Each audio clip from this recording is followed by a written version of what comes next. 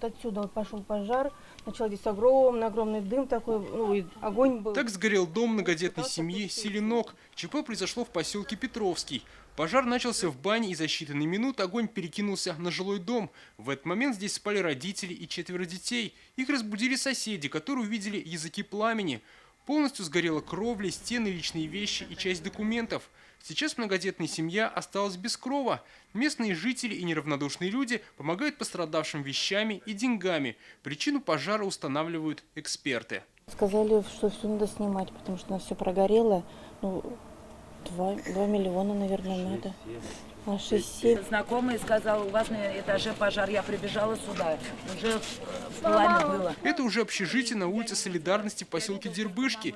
И здесь на 4-м этаже сгорела квартира. Погибла 13-летняя девочка. Как говорят соседи, ребенка в закрытой комнате оставила мама, которая боялась своего брата-соседа. У него брат пьяный был, и дети боятся пьяного. И вот дети боялись и закрылись. Как говорят соседи, мама погибшей девочки была положительной женщиной, не пила, одна воспитывала 2 детей. Причиной же пожара, возможно, стал электроприбор. Плитка или чайник, что-то говорили?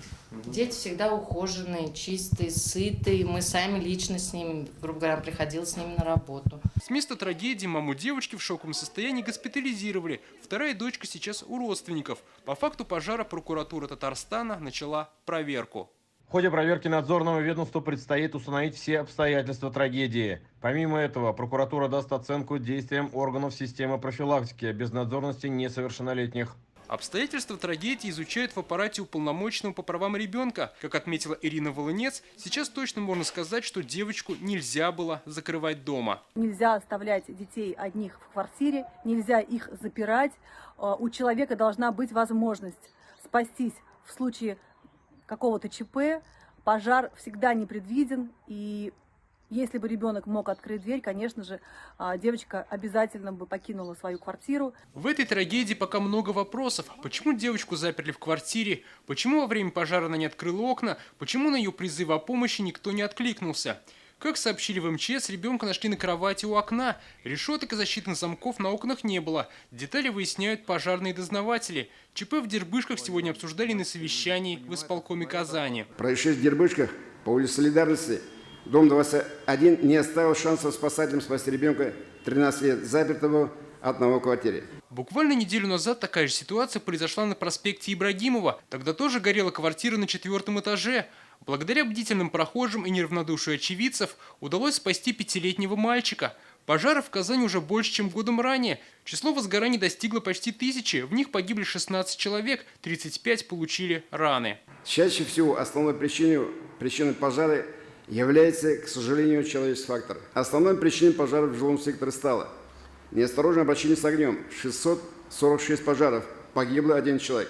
Нарушение правил устройства эксплуатации электрооборудования и электробытовых приборов. 135 пожаров, погибло 2 человека. Нарушение правил устройства эксплуатации печей. 55 пожаров. Обстоятельствами, способствовавшими гибели людей, явилось нахождение в состоянии алкогольного опьянения 10 человек, сон 1 человек, преклонный возраст 2 человека. С начала года в Казани в ходе рейдов выявлено более 200 нарушений правил пожарной безопасности. Эту работу решили активизировать. Человеческий фактор, алкогольное опьянение – это самый наш основной проблемный и, может быть, сильно не охваченный больной, болезненный участок. Поэтому я здесь обращаюсь как к жителям нашим еще раз и средствам массовой информации обратить особое внимание. Также в Казани будут устанавливать больше пожарных извещателей. Они пока самые эффективные средства предупреждения гибели людей. А перед началом учебного года на пожарную безопасность проверят все образовательные учреждения. Также проведут тренировки по эвакуации школьников и персонала. Дмитрий Аринин, Ильшат Мухаметов, Наталья Мезина, Александр Лобанов, ТНВ, Казань. Закажи рекламу на ТНВ. Телефон в Казани 5 705 100.